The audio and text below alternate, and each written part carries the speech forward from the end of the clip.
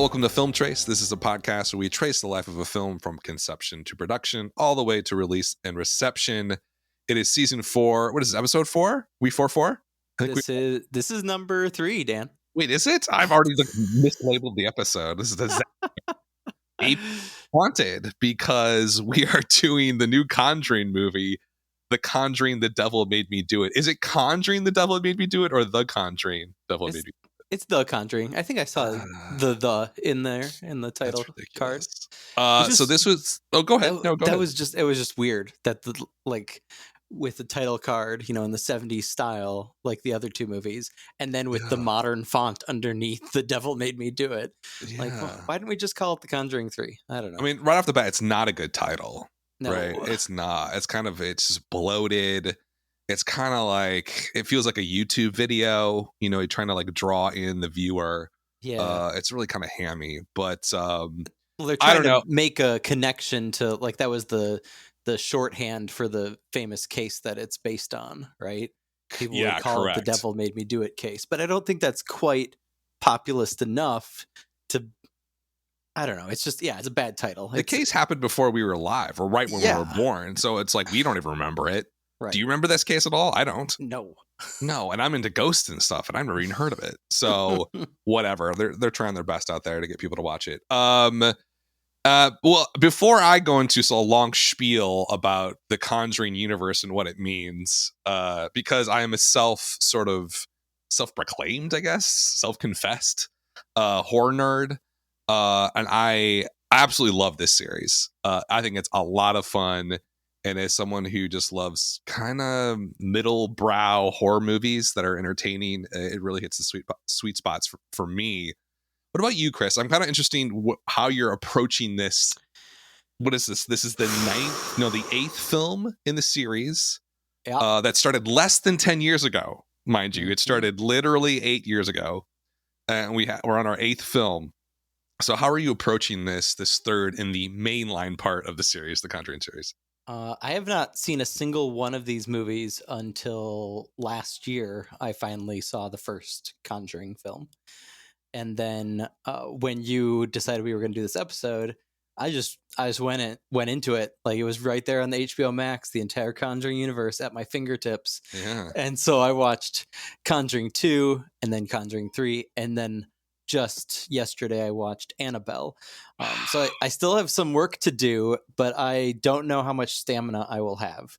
Especially without having this episode in front of me to have somewhere to funnel my thoughts.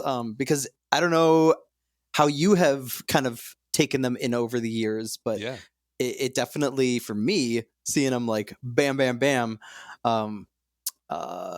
made the formula, which, definitely has its benefits. I don't think these are bad movies, but I definitely, it feels incredibly stale by the time you get to Annabelle. And I think the big problem with that is you don't have Patrick Wilson and Vera Farmiga. Yeah. I mean, just wait until you get to The Nun. I mean, my God, you want to plumb the depths of cookie cutter boring horror. The Nun is probably the paradigm of that. How did you feel about, like, watching after seeing those few movies? Like, what are you thinking? Like, what is it? I mean, I will say that, like, they were probably better than I expected. I had never seen them because I kind of felt like they were that kind of I don't know. There was a specific moment seeing mainstream horror movies in the theater where I was just like, I don't think I want to go out of my way to see these kinds of films anymore. Oh, what film was it? It was the film Shudder, starring Joshua Jackson in a haunted camera. I don't even remember this movie. It made no money. Did you make this up? No, it was one of those J-horror adaptations, and it just and I think this was all in the midst of, like, The Ring and The Grudge and all those things in the late 2000s, and I just kind of swore off mainstream paranormal stuff, which is strange because I was like, I was seeing shit like that in the theater. I was going to every single horror movie, but I know, with your word and the words of other people that I respect, like, I think that I wanted to give it a fair shake. So I fired up The Conjuring. I think one other thing that was a selling point for me that I didn't realize until just before I watched it is that Lily Taylor's in it, and she's great in it. Oh yeah, she's great. And yeah, so like I was like, oh yeah, this is actually not bad. I still didn't think it was amazing. Like there's still something that like makes it still feel like this kind of very forced trad. Like it's so weird that like it spawned a universe, but at the same time, it totally makes sense that it has been successful because they're sticking to the tried and true. They're not not coloring outside the lines very much. Even if there is like a really impressive set piece or a clever edit, split diopter is there's enough stuff to keep you interested, but it's just never like I've gotten to the point because I watched the Conjuring 2 and 3 right subsequently. Yeah. And to the point where I'm like, wait, which one is the British one? Which one is the guy the Exorcist ripoff at the beginning? And that I like it's just like it all blends together, right? Kind of like the MCU, which is perhaps the point in turning this into a cinematic universe. And I think this one's particularly interesting to dive into because, as director Michael Chaves says in many of the interviews from the press release, it's the only one where they're all based doing air quotes right now on true stories, but this is the only one where there's like an actual like victim, like a murder victim involved. And so the whole thing just like kind of leaves this kind of strange taste in your mouth, especially once you exploitative, maybe a little bit. Just a tiny bit. I mean, come on, it's just a dollop. But they cut it with enough genericness so that you don't feel like it goes too far in that direction. So they're very careful about it. I mean, that's a good point. I mean, at the core of the whole thing is Ed and Lorraine Warren, who are real paranormal investigators. Back in the day, like essentially Ed Warren grew up in like a haunted house apparently, and like for his entire like young adulthood he wanted to like learn about ghosts and sort of help other people that went through the same thing and see if other people had gone through the same thing, and they basically created this entire life together. Being Amityville horror that comes from them. Annabelle's a real story apparently, that kind of starts out with this doll that's these two college roommates have that haunts them. So a lot of it in this one, of course, is also a true story. Also in the Einfield poltergeist, the one in Conjuring 2, that's also supposedly real, and there's like tapes and stuff like that. But yeah, I mean, it walks a fine line between, hey, it's the whole based on a true story when most of it isn't. Right. And that's sort of a little bit of exploitative in sort of what they're doing. I think it would be helpful though, if you are new to the Conjuring series, if we sort of did a quick rundown of what this all entails. So there's 8 films. It starts with The Conjuring in the summer of 2013. And James Wan, who kind of started this whole thing, who was the director of the original. James Wan is essentially like, I would call him like a master of horror now. Like he has done so much in that field. He started out with Saw, started that franchise, started out Insidious, obviously started the Conjuring series, and now he's sort of shifted over to DCEU. He did Aquaman, he's going to do Aquaman 2, also did Furious randomly in 2015. The guy is kind of a renaissance man in terms of filmmaking and stuff like that, but he really has, I think, earned his place over the last decade and plus as really kind of a master of horror filmmaking. And so he started this in 2013 with a simple haunted house movie story. I mean, it's very straightforward. There's not a lot of bells and whistles to it. It's very efficient. It did really well. And sort of immediately, whenever a movie company smells success, especially at a budget of 20 million and it made 319 worldwide, the original Conjuring, they're like, let's keep doing this. And so they immediately did Annabelle in October 2014. That did $257 million on a $6.5 million budget.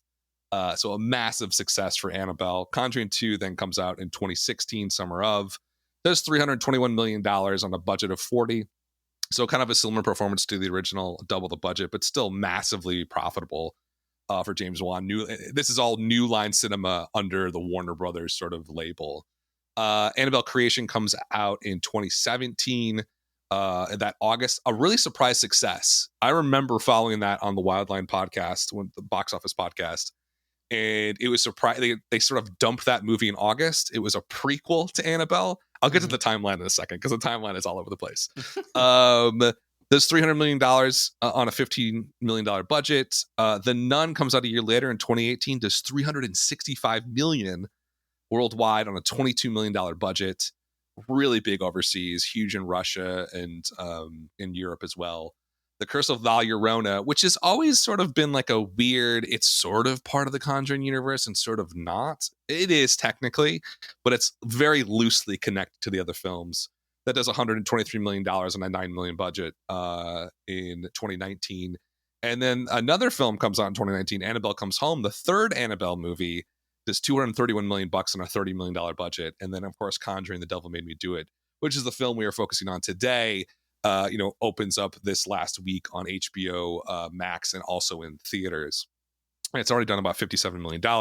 It's going to be a success. I don't think it's going to be as big, obviously, because it's on streaming. I watched it on streaming. I might see it in the theaters. We'll see. But yeah, that's the Conjuring universe. It's pretty massive. And it's very convoluted, too. I mean, the timeline of this thing runs from like 1952 to 1981.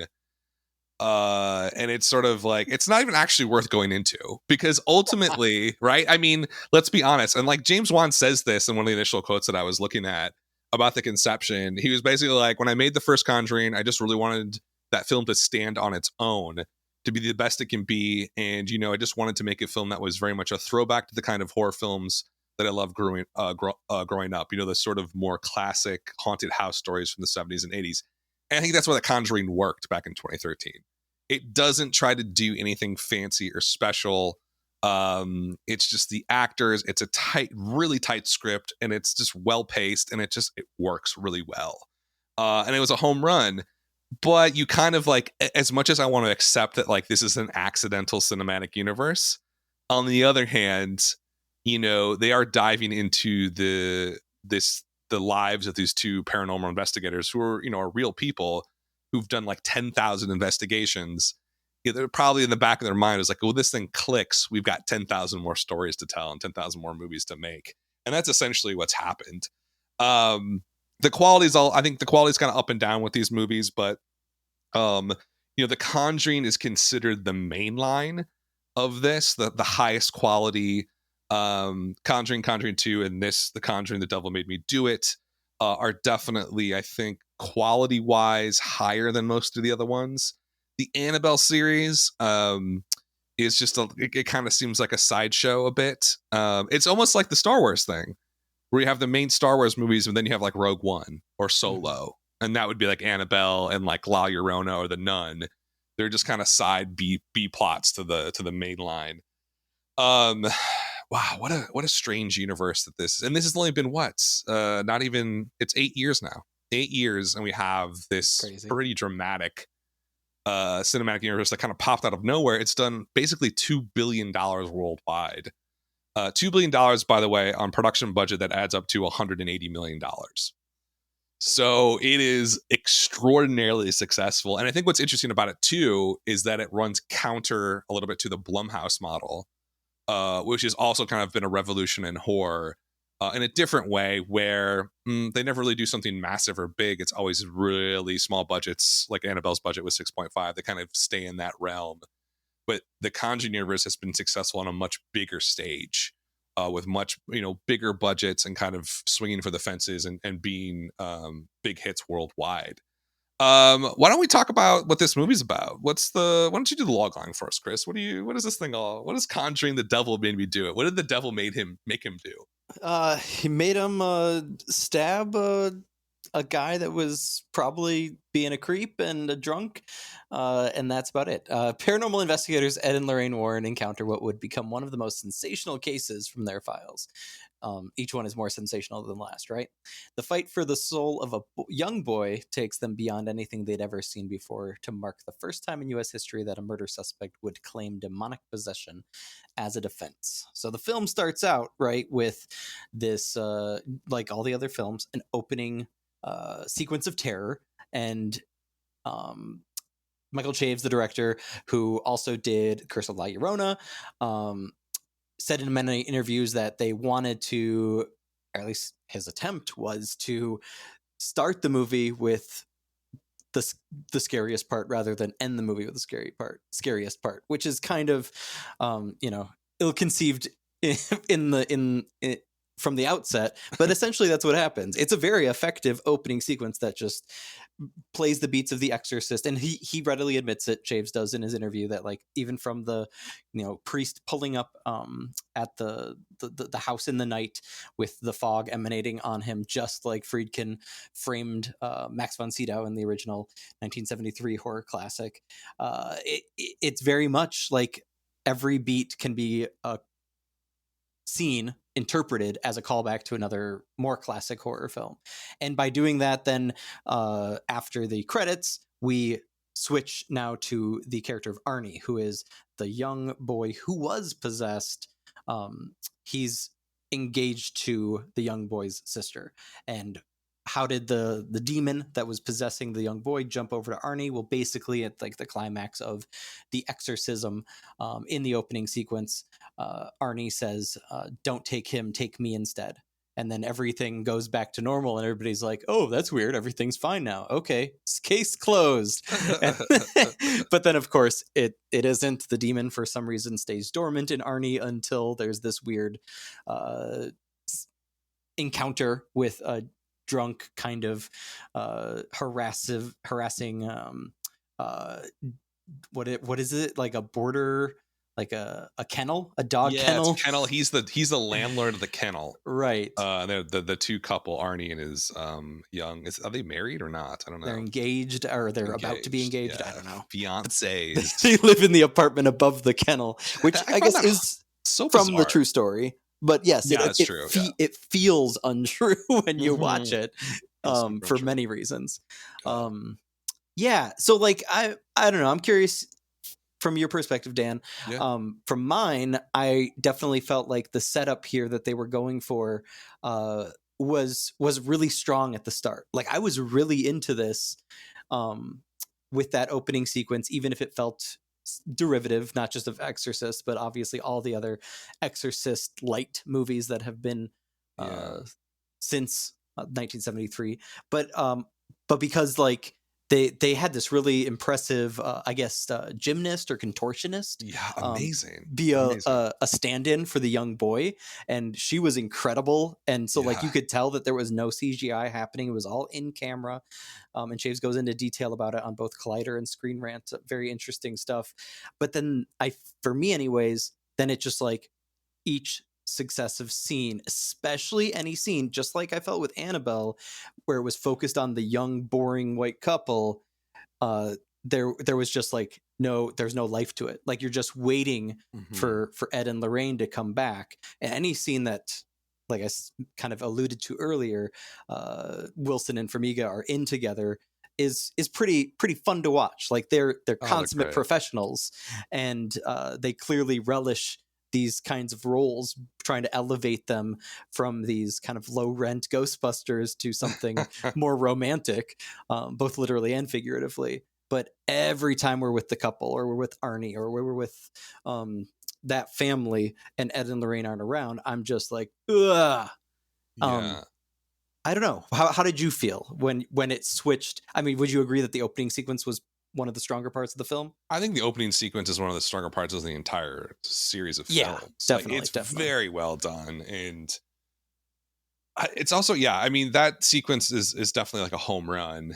And the moment you switch over to the young couple, Arnie, and, when he murders the guy, and that's not really a spoiler. I mean, everybody knows this. It's bizarre because there's this moment in the film where you feel like Arnie gets arrested. They're in like the defense lawyer's office, and Ed and Lorraine are there, and they're basically like, we're gonna do the devil defense, that he was possessed by the devil. And the defense lawyer's like, we're not gonna do it, we can't do that, blah blah blah. And then they're like, no, it's happened before, blah blah blah, we're gonna do this. And then there's a moment in the courtroom where she says, we're claiming, whatever, not guilty or something, possession as the excuse for him doing this. and then it just drops the court angle completely. And you're like, oh man, like I thought like this was going to be like a courtroom drama on some level, and that doesn't really come through. And then it becomes a sort of it kind of feels like a murder mystery in a way. There's like a police procedural. Yeah, exactly. There's definitely a procedural element to it, which I loved. I love that sort of, because it gives the story a natural progression, a natural inertia to keep things moving forward. And there's some wonderful sequences in that kind of strung along procedural. But I think that you're right. Like the main story of Arnie, I don't care about Arnie. Yeah. At all. Like he's not even remotely interesting. And like I think probably the screenwriter, whoever's doing it, was sort of like, oh, like we can't really focus on him as much. We have to focus on Ed and Lorraine, because they're really the focus of the Conjuring films. Number one, they're really the magic of the series. And Arnie and his fiance, it's just not. And I noticed too that those scenes weren't as scary. Like you said, they come across pretty lifeless. And I couldn't really tell where we were going with it. Like, why should I care about this kid who killed somebody? Even if he was possessed, okay, whatever.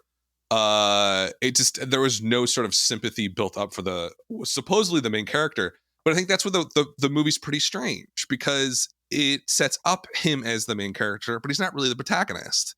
It's Ed and Lorraine as the protagonist. And like their sort of mystery and adventure and trying to solve this possession and how to stop it. And they're essentially trying to stop Arnie from hurting himself or hurting other people because he's still possessed by this demon. What did you think of, and how do we sort of place the occult aspect of this? Because, and I don't think it's much of a spoiler, but the main antagonist here is, I guess you'd call her a witch. Would you call her a witch? Yeah, what else are you gonna call her, man? I mean, an occultist. Yeah, somebody who likes.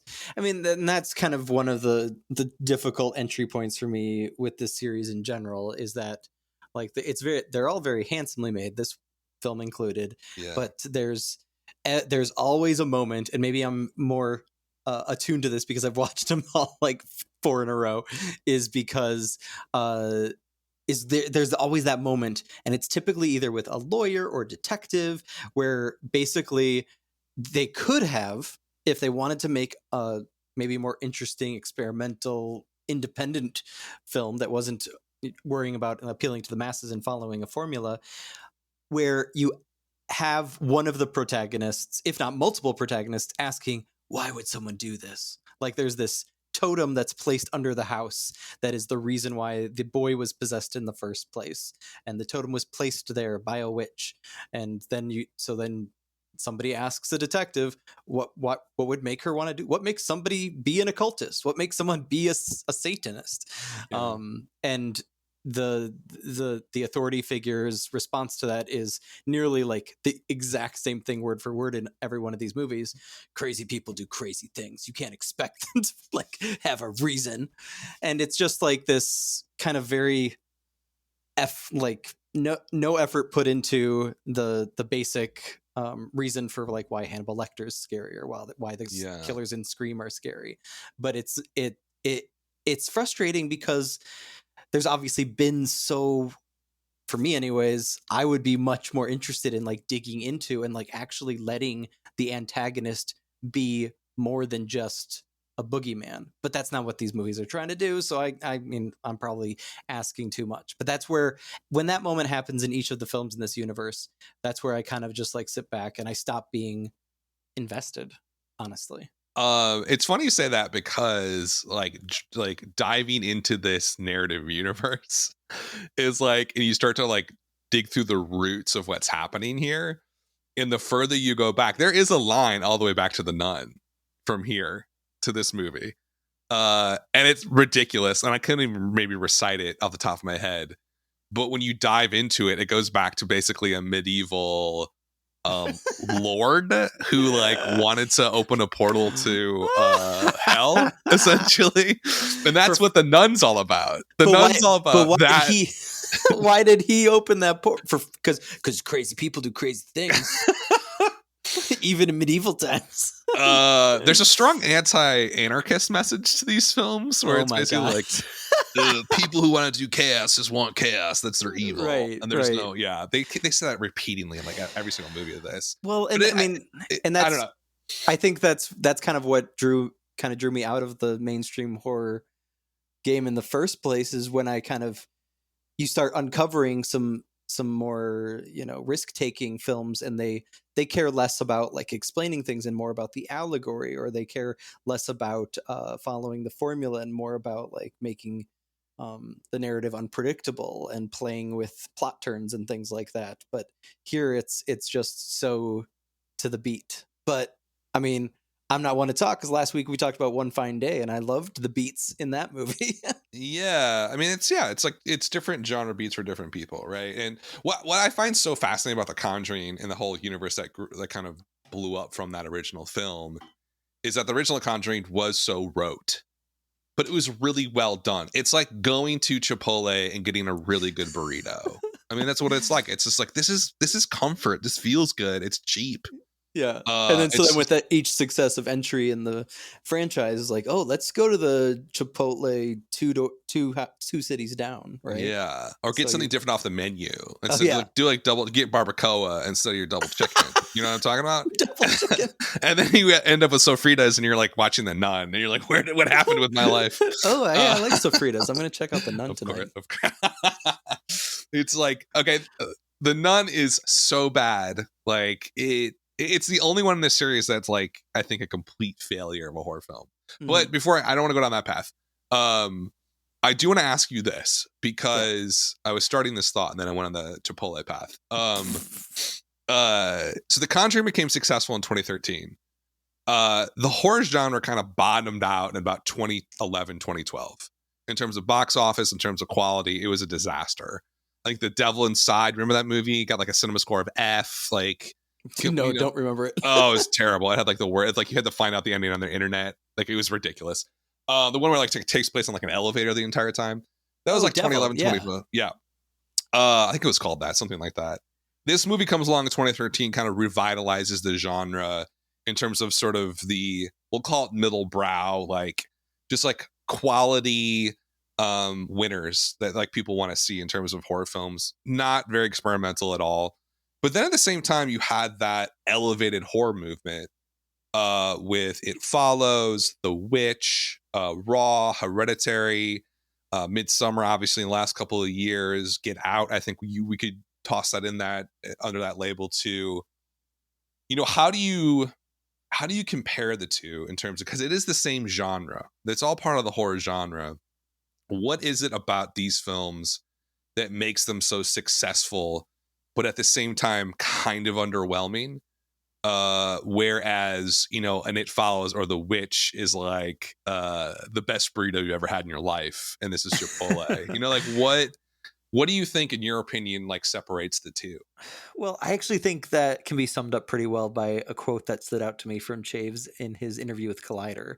Yeah. And I don't know if he was really self-aware of what he was saying here, but it's pretty on point, probably both from the perspective of him as a filmmaker trying to do something successful, but also from the perspective of a critic trying to, parse out and figure out what's making this cinematic universe why do people keep coming back to it. So his quote was, from the conception of the film, his biggest priority was, quote, "I'm a fan of this franchise and I love these characters and I want to make the Conjuring movie that I have not seen yet. So my mark is completely secondary. It'll already be its own movie. It'll already be its own story because it is such a different case and such a different story. This is much more of an investigation," kind of alluding to what you were talking about earlier. So it very much seems like, and you could, cinematic universes, whether it's Star Wars, Marvel, or now with The Conjuring, that is the goal, right? That, yeah, the director's mark is secondary. The goal is to give the people what they want and to hope that by just providing something that's technically a different story, even though it's just the same story dressed up in a slightly different packaging, that you're going to keep that engine running, right? It's just like coal to the fire. Like, it's just product. Not to get too dismissive, because I do think that a lot of these films, just like I think a lot of Marvel and Star Wars movies, have their merits. But it does feel very much like this. I don't know. It feels like it feels like factory work, like you said. But It's workmanlike. I'll say this though, you're definitely right. But there's a weird sort of corollary to that, where the director is sort of a placeholder. You're just sort of like the captain's really James Wan probably, Mhm. and the executive producer is like what's his name, Peter Safran, right? He like did all of these movies. He actually moved over to DCEU with James Wan. Mhm. They seem like the real drivers of these stories in these movies and creating them, and the director's maybe a little bit secondary. But doesn't that allow for some freedom in maybe not storytelling? Because I wouldn't say the storytelling in any of these movies is that interesting or that experimental. But there are sequences in these films that I think are amazing, and that are like do rise to the level of almost elevated horror. This is me probably speaking as a fanboy, but I'm being honest. There's moments in for instance in Annabelle, the opening sequence of Annabelle I think is phenomenal. Like you have this young family and it's done so well. They play up everything about that family being young and vulnerable and like, like the American dream. And then you have these cultists come in and they're all dressed in white. It just was beautifully done. And that was part of the trailer of Annabelle that like got me so psyched for that film. The rest of the movie is pretty much boring as hell.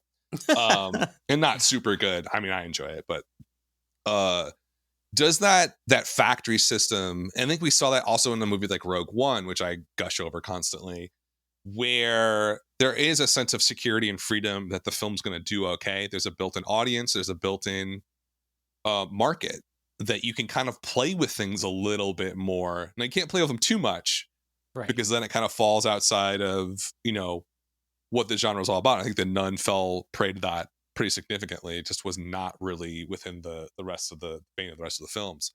But is there a sense of freedom in having that continuity and that security of a sort of factory model? Ah, that feels like putting somebody in a rubber room and saying like you can go to every corner. Like I mean, one thing that comes to mind uh is that like I think to look specifically at this new movie, The Devil Made Me Do It, Yeah. like the opening sequence works so well because Oh, yes, they are able to color inside the lines, but they're able, like they just made sure that they could end up with something that was incredibly effective, from the editing to the acting to the stunt work, etc. And they like put their all into that. But then when you take a scene like the waterbed haunting that classic throwback to Nightmare on Elm Street 4. right, but that lie therein lies my problem with it, because it's so fun when it's done in Nightmare on Elm Street 4, because that is like a series of movies that doesn't care about staying inside the lines. Like every single Totally. entry Yeah. in that franchise is off the walls. Like that's what Bars. made horror movies, especially horror franchises back in the day, so unpredictable. Is like you knew that you were going to get Freddy, but you didn't know you were going to get like a freaking waterbed massacre. But then you do it in The Conjuring, and it's so like tame and almost like absurd, that it just feels like an afterthought. Like it just made me scratch my head after the scene was over. Like, why the fuck a waterbed? And then I remembered Nightmare on Elm Street 4. And then, of course, when you read the interviews, it's like, yeah, we were trying to do Nightmare on Elm Street 4. And it was just like, I don't know, like, there's a difference, I think, between homage and recycling. And I think that I was down for the homage, even to the point of having like the fog over the priest at the beginning of the film Yeah. with the exorcism. But then when it just kept trying to pull that punch over and over again with different references, but doing it like light LITE edition every Yeah. time, like even down to like there's lots of comparisons between the investigative procedural thing. Both Juan and Chaves talked about how like Fincher's Seven Yeah. was an inspiration, and that just like made me scratch my head like, really, was it though? because It didn't seem like a restaurant. it felt like a CBS show, like The Mentalist or something. But not quite that bad, because Farmiga's incredible, and Farmiga's great. she brought it up, but so was Wilson. I mean, Wilson's unbelievable on screen. Yeah. And he had that big profile. I think you shared it with me. Wonderful. Calling We him love the Patrick Screen Wilson. King. He's lovely. He has a great quote too, actually, in the press junket from EW. And I think this is where it comes down to, is like, I think that he has a sense of playfulness. And I don't know about Farmiga, but Wilson has a sense of playfulness that if that had been brought up more or played to more, then like these movies could be more interesting as they go on, rather than feel more limiting as they go on. His quote from the EW interview is, every marriage has its ups and downs, but the demons are a real downer in this marriage. I want to do like the Ewok family Christmas special version of Ed Lorraine, where it's not a horror movie. You just see them in some indie drama trying to go to a therapist, and they try to unpack all that's going on in their life. Meanwhile, the daughter's like, you guys always leave me. Like he's very self-aware of like how silly some of the things are in this franchise. Well, but then you've got a guy like Chaves, who, I don't know, I didn't see Curse of La Llorona, maybe you can speak to that, but it feels like he's taking this as a job. He's not taking this as a chance to like create art. He says, to the point where like he was surprised, I forget which interview he says this in, he was surprised that like Patrick Wilson wanted to talk through his character with him before they started rolling. And it's like, what do you found that quote get? to be strange. Yeah. Because it almost seems like he's saying, did Patrick Wilson like shadow direct this movie? You know what I mean? Like it kind of get that feeling, because he goes like, oh my gosh, why is Patrick Wilson talking to me so much? What's going on here? I was really nervous, but I was like, oh, this is just his process. It kind of sounds like he's shitting on Patrick Wilson a bit for being, I don't know, that's wanting to talk about stuff before they roll. Yeah. Well, I think like he seems like he's one of those, I'm the director, I'm the man, I'm the captain of the ship. And he's not. Patrick Wilson's way more important to this film than he is as the director. Yep. I mean, it's very true. I mean, like James Wan, it's all that kind of stuff. And like, it's a bizarrely successful film series. But I'll tell you one of the reasons that I like it a lot, and I really enjoy it, is it asks next to nothing of me as a viewer. Absolutely next to nothing. And it has this very almost stately way of getting through a horror film. Like it is like a rom-com formulaic situation with them. And they tend to hit those kind of bromidic notes at the right moments to be like, yeah, this is comfort. This is great. But then there's these flourishes like the opening of Annabelle, like the opening of this movie, that are really over the top and interesting and fascinating and rich moments. There's another one in this film where they're trying to find out what happened to these girls that disappeared, and they're in the forest, and Lorraine like kneels down and it just goes dark, and then she's at night, and it's just like a really good, certainly over the top, but very well done over the top. And so, one of the things that like stands out to me about this series, as opposed to a lot of other lower budget horror films, and I pretty much see them all. If it came out in the theater in the last few years, I've seen it. It's a hard thing to do well on a budget of 20 million, 40 million. Yeah, you get some extra bells and whistles to it, but like compare this movie to something like the Grudge remake. Did you see that? No, it came out last year, January. Fade away. I watched that. They got a cinema score of an F, by the way. And there was also that Mackenzie Davis movie about the haunted. She's like a nanny in a British house. And so I watch those movies. I go to see them in the theater, and they're not even in the same league as these. And the difference is that there is a level of polish and engagement here that like this is an important product. And I think that you're right. This is a product, and we want to make it good enough that people are going to really enjoy it. Whereas the average horror film isn't anywhere near that. It's just sort of a hodgepodge, jump scares, grotesque. It's like the lowbrow horror film is a jump scare and gore. That's all it is. It's like Hostel, essentially. Like Eli Horror is the king of it, apparently. And this is it's just that level higher. It's, it goes back to like we had the Hot Song podcast, the Canadian mid-tier Oh yeah, I was definitely sort of thinking rock. that. It's very that workman-like feel to it, where it's like, yeah, all the pieces are here. This is like a Camry. This is going to get you from point A to point E. This is going to scare you a bit. It's going to give you a couple of jump scares, and it's going to have an actual story that has closure. That's it. Nothing more, nothing less. And to Yeah. me, there's some Mhm. value in that. What did other people say about this movie? Yeah, I mean that was kind of interesting. It did seem like, as you mentioned earlier, this is a series that has diminishing returns for most critics. The first film had a Rotten Tomato score of 86 and Rotten Tomato audience score of 83. And here we've got 60% for all critics, 51 for top critics. That's 59 and 56 real scores respective, and 53 on Metacritic. However, it's able to keep that Rotten Tomatoes audience score Oh yeah. very high at it with an 84. Now you take a look at Letterboxd and IMDb; it's in the 60s with a low end with the film snobs on Letterboxd, and a little more on the high end with the normies on IMDb, and then a cinema score of a B plus. And I like that you put all the cinema scores in here. And by the way, maybe you can fill me in. When the hell did they start doing cinema score again? Um, in I the think wake of the pandemic. they've brought it back. I want to say for Tenet, maybe.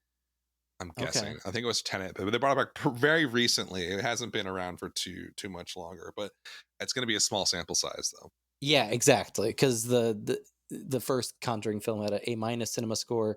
The public preview screenings and comment cards and what have you, and then another A minus for Conjuring 2, B plus for Conjuring 3, which is still better than the other films in the series, but obviously not as good as the first two. I mean, what do you think, Dan? There was a Metacritic audience score of 63 as well. Um, you thought, I think we were texting a little bit. You Yeah. liked this one more than the second one. Is that true? Yeah. So yes, I thought it was way more enjoyable. I thought the second one was bloated. It's over 2 hours long. Now James Wan did the first two, and Mm-hmm. Michael did this third one, and so um, it has a very different feel to it. But I think that this third one, the second one, tried to go too outside the guardrails of these films. There was a lot of cool sequences. It was awesome. But it just did not capture me at all. Like I never rewatched Conjuring 2. I tried to rewatch it that day. I was like, I'm so bored. It's boring. I watch The Conjuring at least once a year. It's like It's like Wow. a super fun movie. Annabelle I haven't watched in a long time. And I think that this one, Conjuring 3 here, fits a lot with Annabelle Comes Home, which came out in 2019, where it is it doesn't swing from the fences really at all.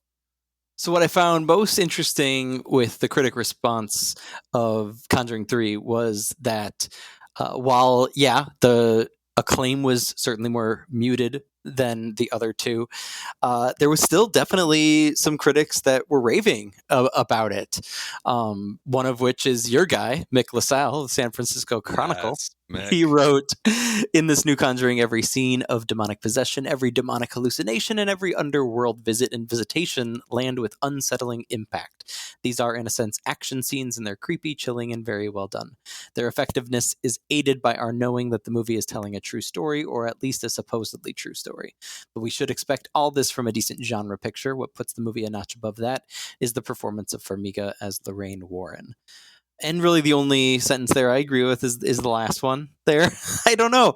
But I mean, once again, take with a grain of salt. I'm clearly not the target audience for this. Probably somebody that I agreed with more was Mark Kennedy from AP News. He gave a more middling review. He wrote that it's a fine installment, but an increasingly creaky franchise appropriate for films that adore the sound of rotting wood floors. It leans into old school horror without really advancing the conceit or upping the scare factor. Its rules are increasingly easy to predict. Yeah, that's it. Like I said, I would never call these movies bad, but I probably would never call them good either. That said, I also like this quote you found, Dan, from Barry Hertz of the Globe and Mail, who just absolutely railed against the film. Said, "If you want nothing more than a few crank the volume jump scares and some impressive occulty set design, then this is your kind of hell. For more discerning cinematic sinners, including those who were impressed by the moody first Conjuring and the kicky kitsch of its spin-off Annabelle Comes Home, here lies been there exercised that darkness. Just ruthless. Yeah, I mean, you kind of, I think film critics, they're just not in for these movies. Right. You know what? But what blows my mind about this is that they are in for MCU movies.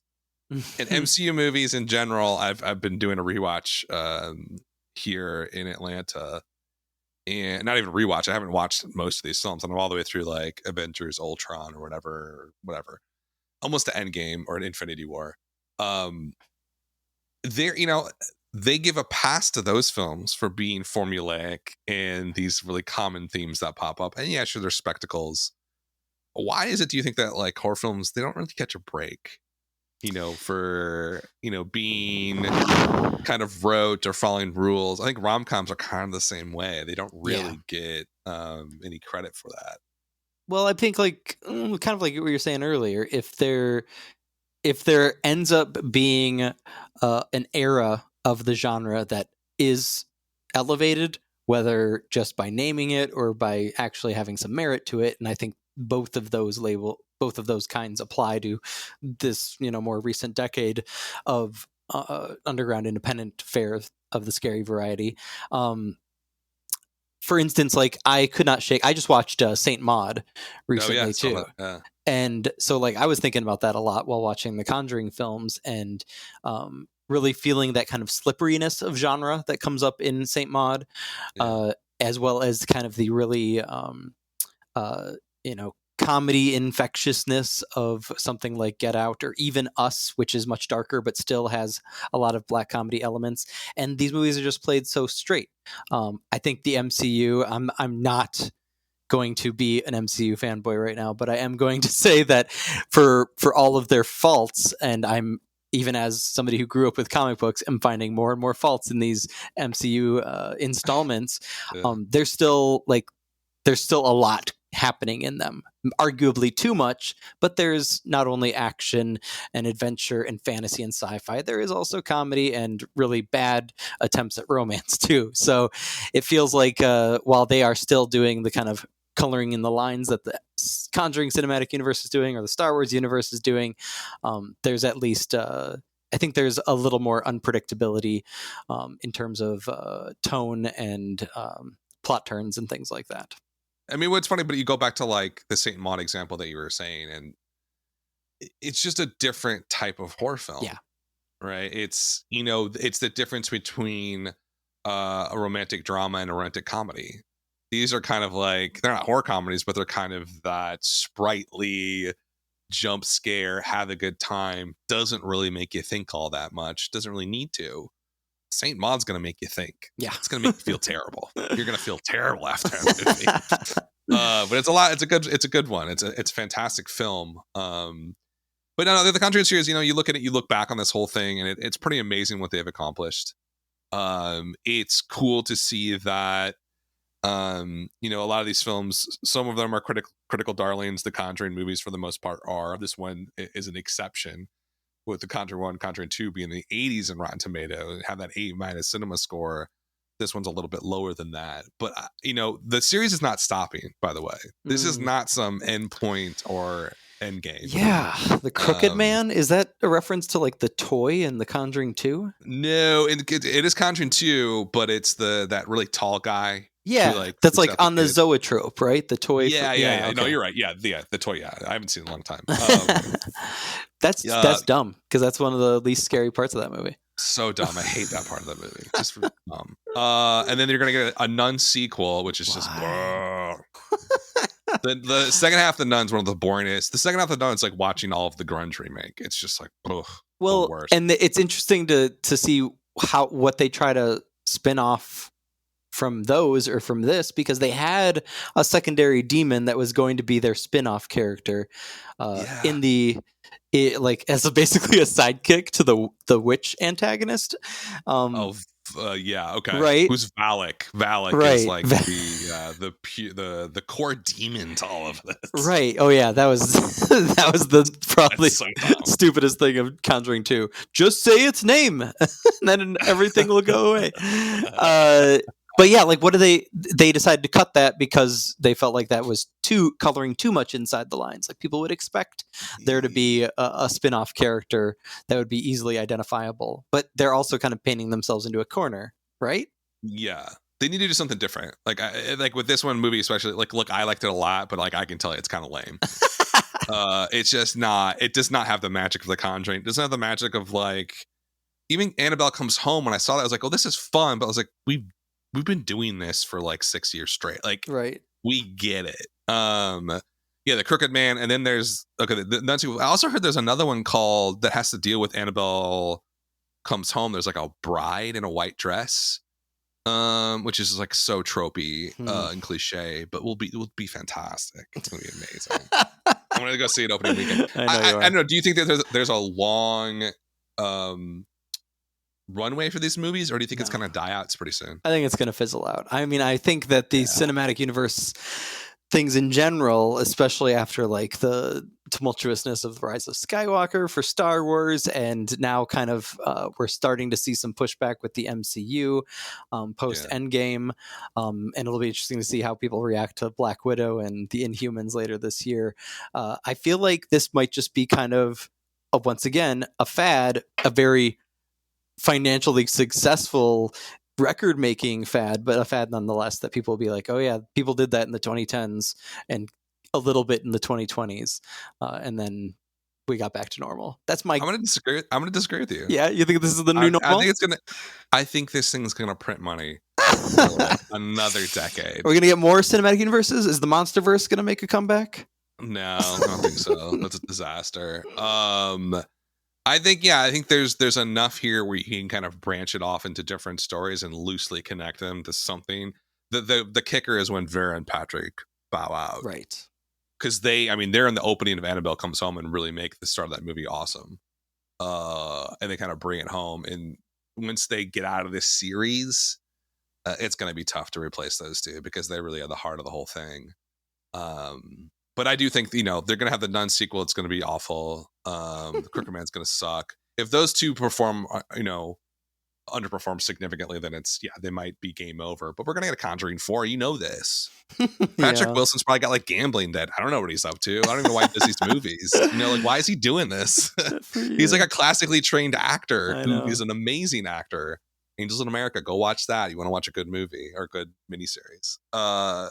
He's unbelievable in it, but maybe he's better as Patrick Wilson when he's there. Oh man! In any event, so that's our take on Conjuring. The Conjuring, the devil made me do it. What is coming up for our throwback next week, Chris? Yeah, I picked out a movie that's enjoying its 10th anniversary this year and already feels like it's kind of faded from memory, but I have very fond memories of it. I'm not sure you do, Dan. It is the Seth Rogen, Joseph Gordon-Levitt cancer comedy 50/50.